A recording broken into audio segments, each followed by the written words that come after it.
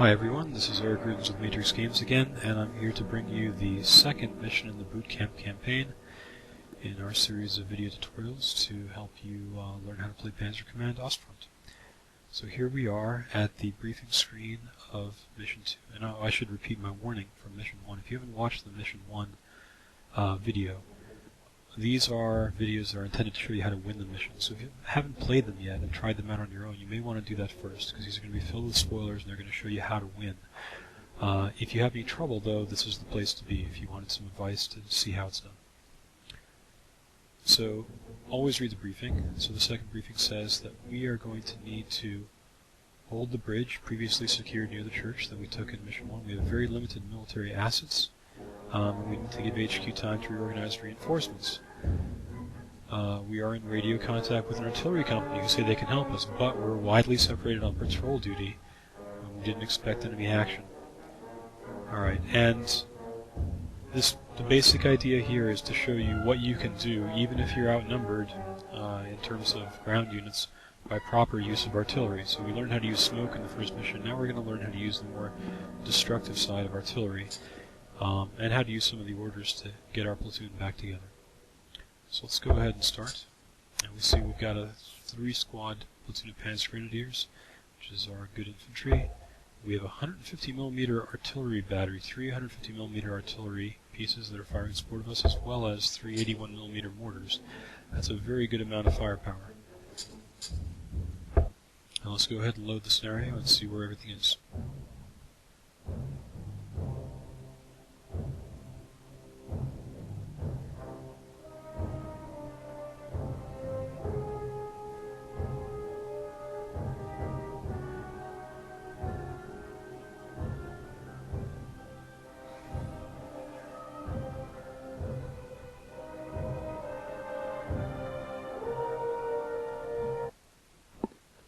And here we are.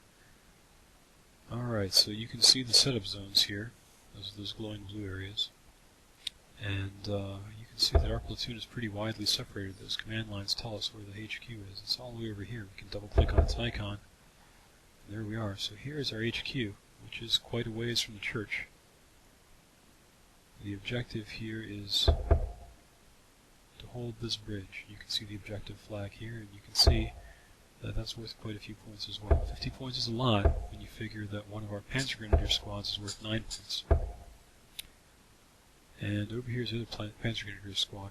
We're very much spread around the battlefield. So the first things first, I want to deploy these guys as close to where I'm going to want them to be within the setup zones, and I'm going to explain my defense plan to you. In this scenario, the Soviets come from this side over here.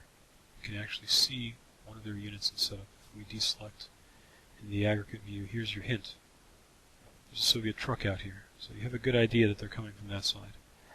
So what we're going to do here with this unit, if I turn on the terrain map, we're going to move them across into this area of woods near the stream, where they can hopefully see through, and the Soviets are going to be heading to take this bridge, so we should get some flank shots in there and just some extra visibility. Our squad over here is definitely going to be the defenders of the bridge. We're going to try to move them out to here. There's 2 spots that I favor.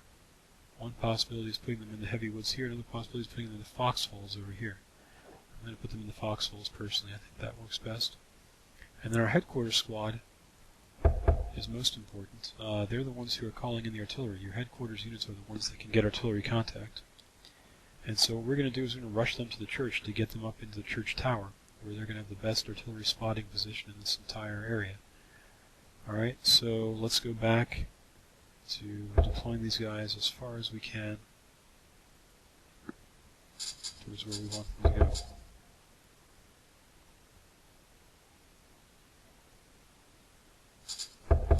Again, I'm using the keyboard shortcuts. If you're not familiar enough with the keyboard shortcuts yet, you can just select a squad and right-click and see the menu. So we got them as far as we could towards where we want them to go. Now it's turn 1 orders. We're going to start moving them. We're going to give them rush orders because we really want them to move fast, even if it tires them out. Now when you first order the HQ, since you're changing from the defend order to the rush order, they're all going to try to follow suit relative to the HQ's path. That's not what we want them to do. So you select the other two squads, and you tell them where you want them to go. We're going to tell them to rush towards these foxholes. And again, when the line turns magenta, that tells you that when they get to the foxholes, they're going to go ahead and jump right in. That's what we want. So there we go, towards the foxholes.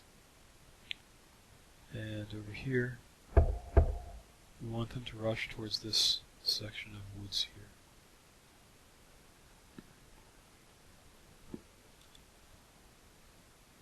And we'll stay in the heavy woods. The terrain map, with which I turned on with the 5 key, and you can turn off with the 5 key, tells us exactly what the terrain areas in here are. So I'm trying to keep them in the heavy woods so they have a little bit more protection. The heavier woods, rather. Alright. And you can also see we don't have any artillery contact on turn 1. That's fine. As long as we have artillery contact once we get in the church, once the Soviets get closer, we should be okay.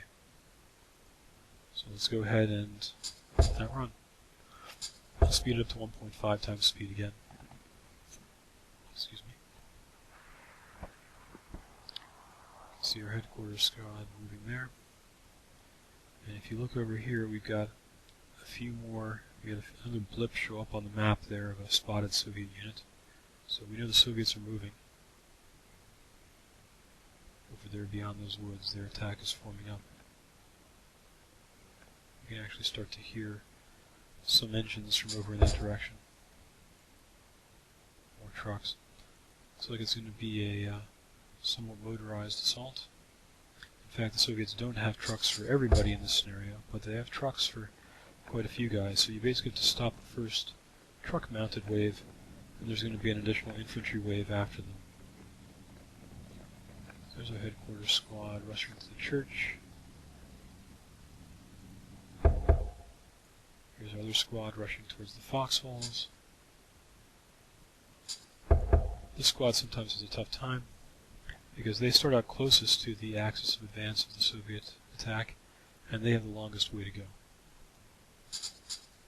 If you don't haul with them, they can sometimes get shot up on the way. Alright, now we're on turn 2. We have artillery contact. We're just seeing the beginning of the attack, and we're not in the church yet, so I'm going to make sure people get into their positions. I don't want to leave my HQ squad out in the open. I'd rather have them in the church tower calling artillery from there. So we're going to forego the possibility of bringing down artillery this turn in order to be in a better position to bring it down in the future. Alright, and here they are. They're up in the church tower now, which is also going to give us a better line of sight in general. And we can see our other infantry moving along here. This squad is about to jump into its foxholes. Playing with the standard turn structure again, so I do have a reaction phase as well as an orders phase. You can go with just an orders phase if that's what you prefer. Okay, they're in their foxholes. They're not moving. They're still moving towards their position. But they don't have that much further to go. They are getting tired, though. We just got that message here. Their stamina is down a ways. And next turn, if we have artillery contact, we're going to be able to start doing a number here. Now, the briefing recommends that you consider alternating your artillery batteries. This is really not a bad idea. That way, while one is cooling down, the other one can fire, so you can maintain a sustained fire. Sometimes I like to use both of them at once, just to put a really big barrage down. And in this case, I'm going to do that. Either way works. Either way can win you the scenario. And here's our 150mm barrage. Now we have to predict where they're going to be in a turn when they come down. I'm going to place it here, under the assumption that more guys will come through. And for our 80mm, 81mm barrage, place that a little bit further back to try to catch follow-on guys. And this is as much guesswork as it is a science.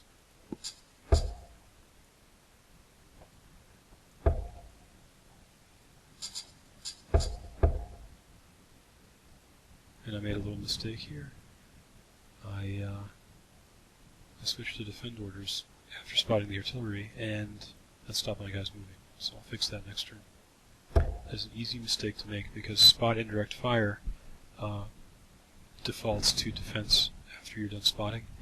So I can That can affect the orders if you're not paying attention.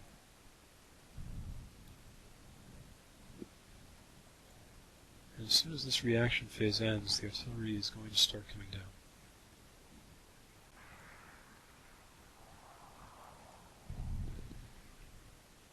What we'll do at this point, which is what I should have done, is we'll switch everybody to engage orders so that we can engage move them the rest of the way into the woods.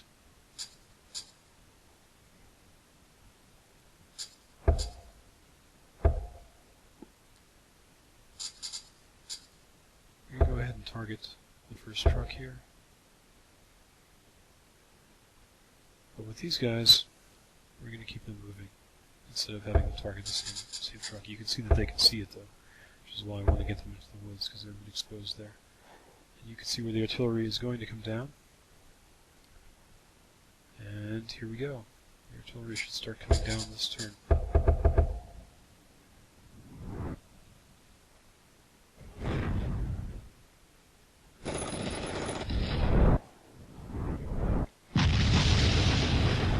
Probably see the difference between the 150mm artillery and the 81mm mortars. And that's one truck we got. I think we got that one pretty well.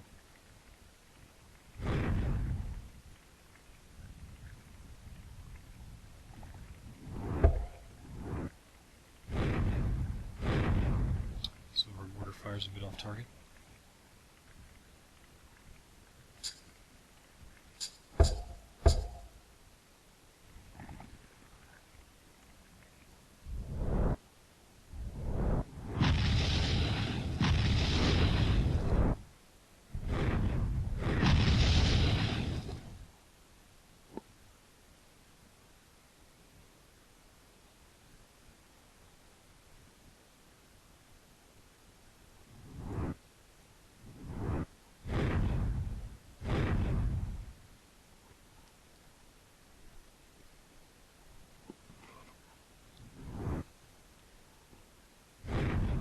You'll find is that the key to this scenario really is just getting your squad into good positions so you can start the artillery coming down.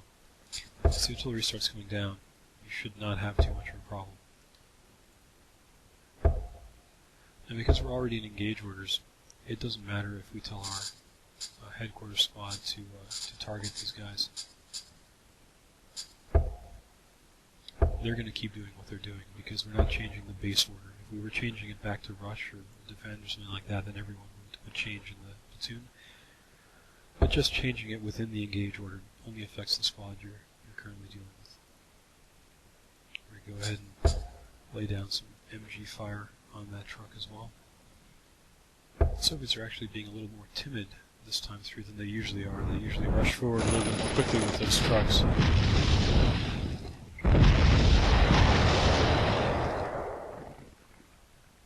now they're moving a little bit more slowly. So we've got two trucks out here. And if you're paying attention, you can also see that we got some infantry. So we know that there's some infantry out here as well. I mean, we expected some to be on the trucks. There's probably some following the trucks along that we may not have seen yet.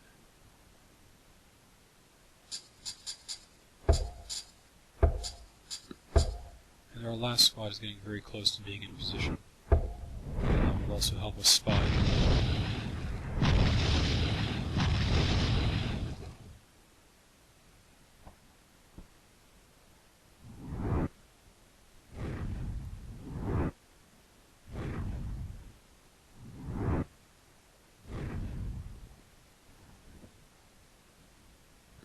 Once you start causing casualties and suppression, artillery is great at suppressing and making people hit the dirt.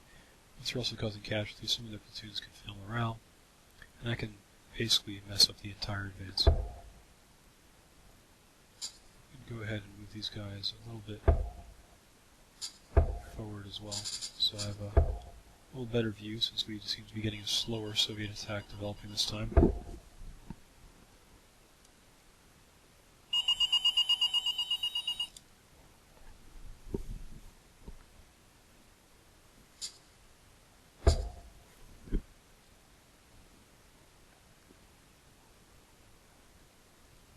That'll give us better visibility on what is actually coming. We'll speed things up a bit. And now we're seeing a little bit more develop here. It's still in the reaction phase.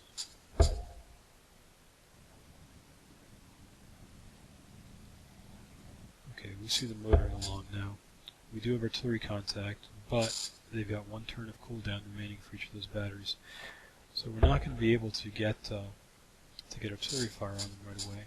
So I'm going to go ahead and target them. Let's see, can you see anything? Not yet. Every time you select a unit, you get to see what only that unit sees. I think we won't open fire with him yet either. Just see if the HQ squad can put some fire on that lead truck. These trucks most likely have infantry in them. We just can't see the infantry yet. You have to get a little closer to make out the infantry. And here we see there is some infantry advancing as well.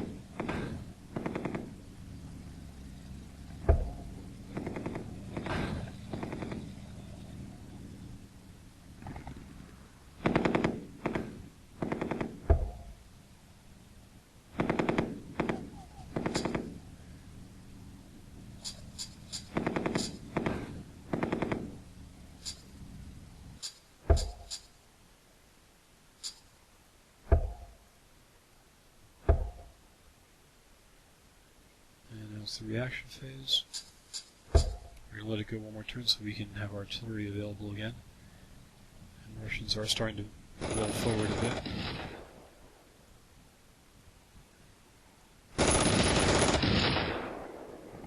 We can see the second wave of Russian infantry. Russian infantry coming through the woods here as well. And now our squad over here is opened up as well. You can see they were targeting Soviet infantry. We are going to call down some more artillery. We don't want to get too close to our squad. That really is almost too close. We have pretty good spotting, so we're going to get fairly close.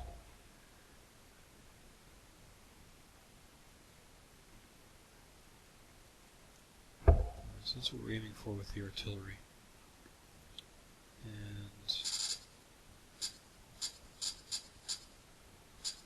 use the keyboard shortcuts here.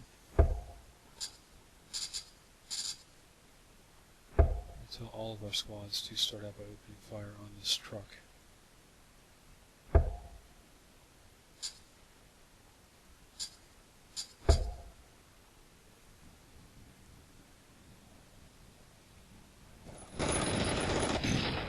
It might be more optimal to spread your fire around, but this was the closest truck. I do want to slow down the trucks first, knowing that my men will auto-target. You see some infantry did get out of the truck. Knowing that my men will auto-target after they've destroyed the truck, I just don't want the trucks getting too far ahead and causing us any issues over towards the objective. That's fine. We're going to leave the rest to auto-targeting. Let them pick their own targets. See what's left of a rifle squad here, rushing forward. Suppress them. Now you sometimes see units pop in and out of sight. As infantry units get suppressed or pinned, they hit the dirt. Sometimes it takes a little more effort to spot them again, enough for direct targeting. You can still area fire at the area you think they're in where they hit the dirt. But if they appear or reappear, it's largely because of the fact they're either keeping their heads and bodies completely down or they're sticking them up. Alright, the artillery should start coming down now. So let's watch the show.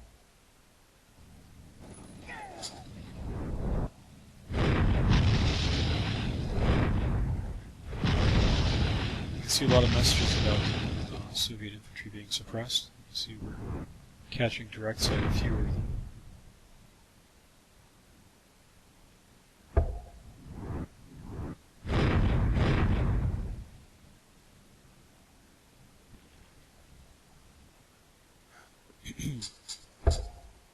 Go ahead and target these trucks.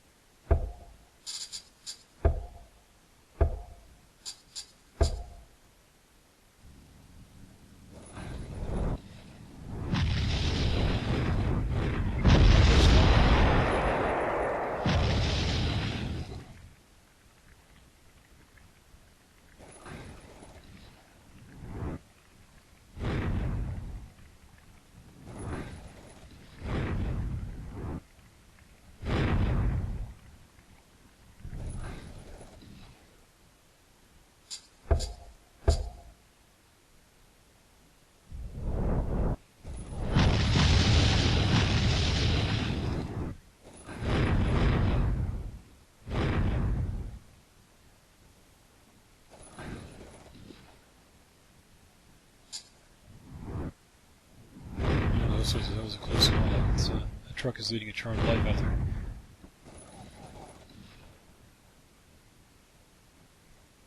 What this scenario is all about is learning how to use artillery, how to target it, how to lead your enemy, get it in the right place to keep them down.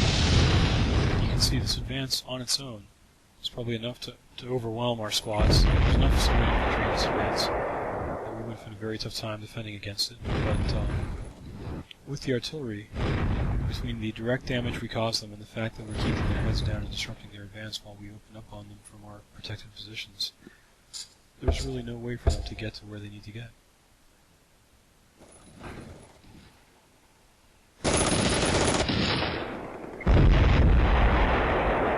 That takes care of the trucks. Now it's a matter of knocking into the infantry.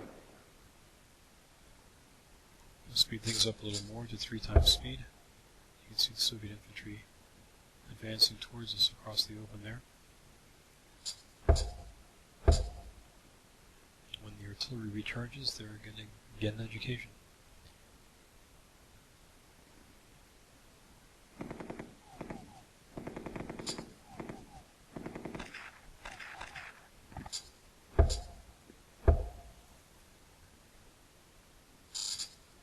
We don't have contact with the artillery this turn, so we're going to start taking them under more direct fire.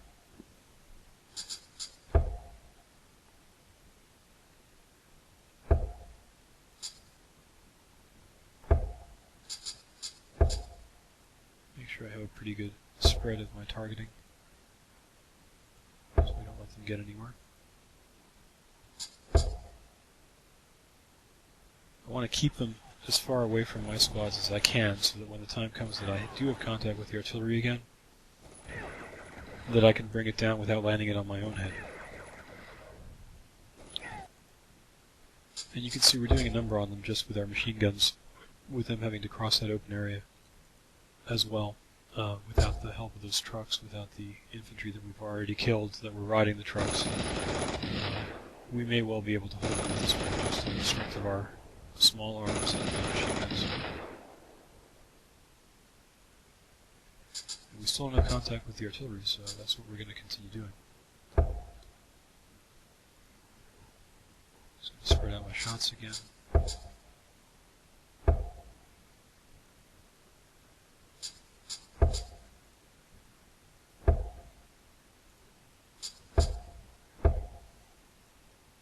In this scenario, you don't have to destroy all the Russian infantry. You have to basically cause them pretty serious casualties, but you have to wipe all of them out. Blunt their advance, and the scenario will go your way. You can see the victory level for the Germans over on this side, the victory level for the Soviets over on that side. Well, we still don't have the artillery. We've lost contact with it. We're not able to restore it yet. So we are doing what we can without it at this time. This is another one of those things where you have to be prepared in these scenarios that things may not go exactly according to plan. This area they're crossing now would have been perfect if we'd gotten access to the artillery again, but so far we're having to do it the old-fashioned way.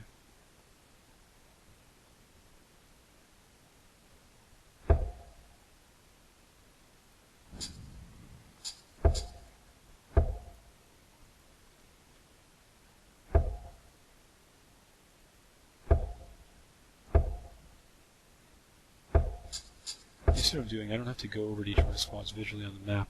I'm just selecting them on the HUD. I know where they are. I'll select one, hit the T key to target, and drag it out to where they can see. And as I've got each one selected, it's showing me which units it can see, so I don't have to cycle around and get down to the exact eye view, though you certainly can if you want to. That can be a lot of fun. You can see this is not looking like a really fun place for the Soviet army at this point.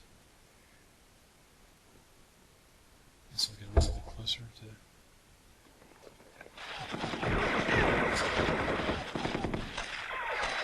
I'll get a better look at what's going on.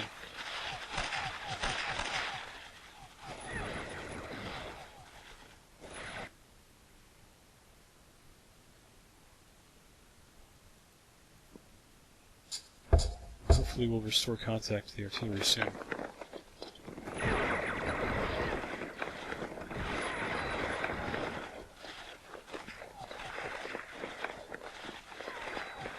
they're likely using advanced orders. If they get close enough, they are likely to charge me. Incredible. You still don't have access to the artillery. Well, this can happen to you as well. This is the first time I've lost contact for this long. But it is a possibility.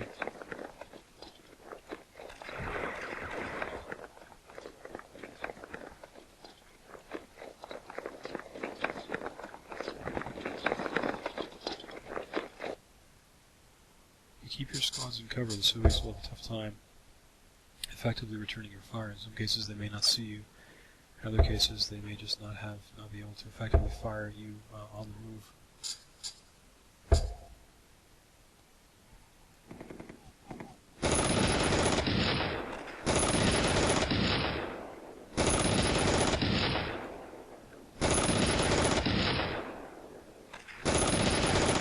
Finally we have contact with the artillery, and that is good, because our Panzer Grenadiers over here, as you may see, already took casualties, were suppressed, and they actually broke morale, but they haven't fled yet. They did rally.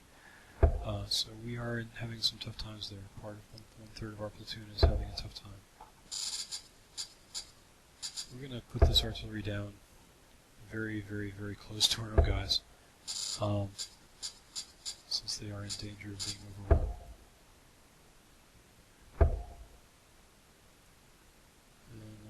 To target and see if we can help them out by trying to get rid of that closest Soviet squad there, which the others lost sight to. They went to ground in the woods. They lost sight of them. These guys are starting to rush forward. Most of them are moving forward at a pretty good clip as well. Let's hope the artillery comes down before they move out of the box. Looks like it'll still be okay.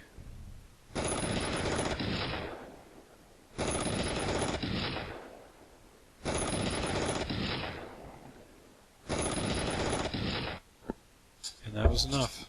The artillery didn't have to come down. We got up to the point where we'd held them off for long enough and caused them enough casualties that we were able to win.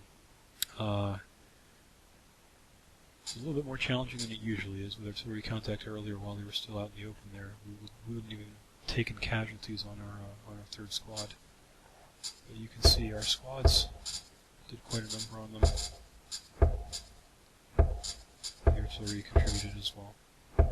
It'll only list it if you destroy a full squad. Causing casualties is not going to show up yet. But we can see here which are the Soviet squads. And you can see they were heading into these woods, causing us a bit of a problem here with our Panzer Grenadiers, and they were going to cause a pretty big problem here at the bridge too if we didn't stop them. So, with the artillery about to come down and the number of casualties we caused, they were not going to have a good day. So that's the end of boot camp scenario number 2, how to stop a Soviet attack with artillery alone effectively and some Panzer Grenadiers. I hope that helps, and we'll move on to Bootcamp Scenario 3 in the next video. Post in the forum if you have any questions or comments. Thanks a lot.